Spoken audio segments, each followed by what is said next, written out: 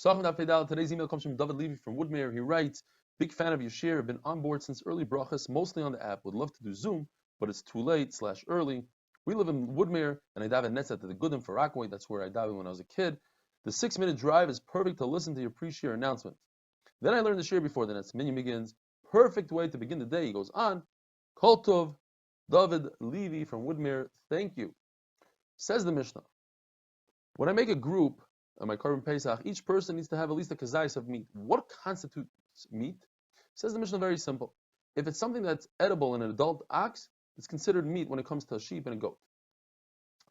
There's a Manda Omar that says there's machlokes even when it comes to the shoulder blades, the cartilage on the shoulder blades, or cartilage in general. Rava says that when it comes to cartilage of the shoulder blades, which the Mishnah brings down, it's an explanation of the Reisha. In other words, any meat or item on an adult ox that can be cooked to a point where it eventually becomes edible, that same part, like the cartilage of the shoulder blade, can be considered meat when it comes to Korban Pesach. We're going to roast the Korban Pesach, it's going to be edible. Any sinew, a gid, that's soft is considered meat in terms of counting it towards somebody that's part of the group. What about a sinew that eventually, when the goat becomes an adult, it's going to harden? It's not going to be edible. But today, it's very much edible, such as the sinews of the neck. L'maskana sasugya, Rabbi Yochanan agrees to Rish Lakish that since eventually it's not edible, today also we don't consider it an edible item. And the Gemara just goes through the arichos. Rabbi Yirmiyah told Rabbi Oven to ask Rabbi Avo. The fact is, Rish Lakish asked Rabbi Yochanan from the Mishnah. Says the Mishnah, the soft skin of the head of a calf is not considered edible because we go by the eventuality that it's not going to be edible. Says Rabbi Yochanan, you're right. I agree to you. In the beginning, I thought that the Mishnah was anonymous, and then I realized that the Mishnah is dasyachi, we don't pass on that. But I agree with you that we go by the final outcome of the sinew, and therefore anything that's eventually going to harden, we don't consider it meat. Says the Mishnah, if one breaks a bone when the Korban Pesach is tar, he gets malchus, as it says in the pasuk. But if the Korban Pesach is tamei, you don't get malchus. When it comes to noisar, leaving over from the Korban Pesach, even if the animal is tar, you don't get malchus. Why? We have machlokes. According to Rabbi Yehuda, it's a lav hanitik lasei. Since the Torah says what to do with it, the Torah says take it and burn it. So now we know what to do. Then we don't give the person malchus. Rabbi Yaakov says that's not the reason. The reason is because it's a lav she'im by ma'isa. There was sheval taisa, you're over on noisar. In other words, just leaving it, not taking any action, you're over on the isser.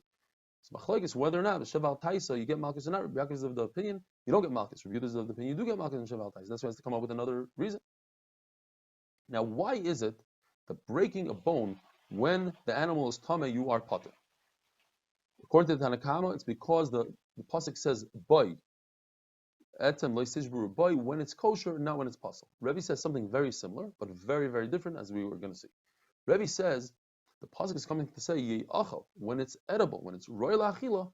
That's when you're over on breaking the bone, but not when it's not edible. What is the difference between the two? Typically, you have 1 or 2 differences. This is something very unique. The Gemara gives us 8 differences between whether the reason is because the animal is pasul or the animal is not roy. What's the difference? Difference number 1 is Rabbi Yirmiyah. He says that what happens in a case when multiply Yisrael's tummy, so they bring the Korban Pesach, bit tuma, so that's tumah tchuya, so the animal is pasul, yet it's edible. You're able to eat it, but it's pasul. So according to the Tanakama that says it has to do with pasul, the animal's pasul, therefore you're not over on breaking a bone. According to Rebbe, you are over. Says the Gemara, this is the only one of the 8 where Rebbe is more machmer than Tanakama, and he says you are over on breaking the bone. And therefore Rav Yosef doesn't like that because Rebbe is actually the makel of the two. So Rav Yosef says the difference is in a situation where it had a shasa kosher, it had a moment where it was kosher. So according to Tanakama, it's kosher. You're over on breaking a bone. According to Rebbe, you cannot eat it today. So therefore, you're not over. Says Abaya, but according to everybody, that should be a case where you're not over because right now at this moment you can't eat it. So Abaya comes up with a new reason. Erev Pesach, after you shech the animal, it's Yudalit. According to Rebbe, since you don't eat the Korban Pesach on Yudalit, you have to wait until the Seder. So right now it's not edible. It's not edible. You're not over on breaking bones. According to Rebbe in this case, anytime you break a bone on the 14th, you are potter. So the Gemara asks, Rebbe himself says that you could count a person, you could say sweetbreads, the brain of an animal, is considered part of the meat. Why? Because you could get to the brain without breaking any bones through the nose. Take it out through the nose. However, the thigh, even though it has a lot of bone marrow in it, you cannot count somebody for that bone marrow. But why not? You could break open the bone before Pesach starts on Yudalit, and according to Rebbe, you're not over. The answer is because that's Xera. The Xera is that you might do so, you might break the bone after Yudalit. Where do you see that you make Xera? Because Lahalacha, you can make a hole in a bone with, let's say, a coal, and remove the bone marrow. You're not over on breaking a bone. The reason why we can't do that is because we're concerned, according to Abaya, Paka, you might break the bone, it might create a crack in the bone, you only let it make a hole. And according to Rava, we're concerned that you might burn a little bit of the bone marrow, and that's causing a hefsed with your own hands to hegdish. But Akopani, you see the idea that we're geyser xeris. Rabbi says, according to everybody, on Erev Pesach Yudalid, it will be usher to break any bone, even according to Rebbe, because just wait until Ela Seder and it becomes Roy La'achila. So he says the nafkamina is when you have one limb, that part of it sticks out of Yerushalayim, part of it is kosher, and it would be usher to break the bone. But according to Rebbe, it's mutter to eat, and therefore the part that's inside is mutter to eat. So it's considered Roy La'achila. Rav Sheshes says, according to everybody, that wouldn't be a problem. There's no issue to break the bone. We're talking about that the meat is not cooked well. Says Rav Nachman, if the meat is not cooked well, according to everybody, it's considered as if it's cooked because all you need to do is put it back on the grill.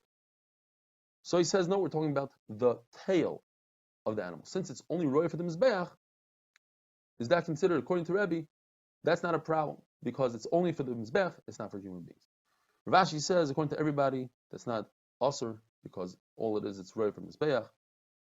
So the issue is whether or not there's a kazayis. There's no kazayis meat on this particular limb. That would be the nafkamina between kosher and roy la'achila. Ravina says, according to everybody, not only Rebbe, there's no isra at all because at the end of the day, it's not roy la'achila.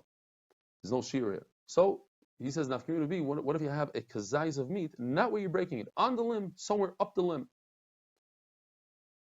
At the end of the day, the Gemara says that we have a brisa that says exactly like 4 or 5 of these amaran. The brisa says that according to Rebbe, it has to be a shas HaKosher, that's like Rav Yosef.